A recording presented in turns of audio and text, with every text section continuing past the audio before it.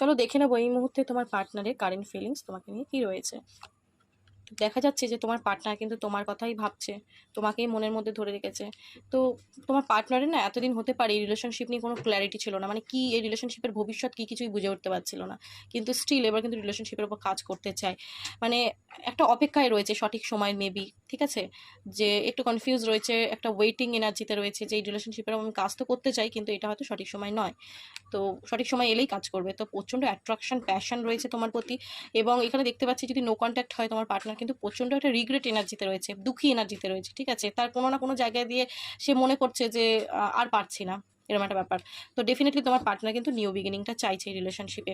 প্রচণ্ড মানে টান অনুভব করছে তোমার প্রতি, আজকের ডেতে দেখা যাচ্ছে প্রচণ্ড টান রয়েছে, প্রচণ্ড অ্যাট্রাকশন রয়েছে এবং রিলেশনশিপটাকে ডেফিনেটলি ও মানে শুরু করতে চায়। দেখো 3 অফ কাপসের এনার্জি এসছে, রিউনিয়নের এনার্জি।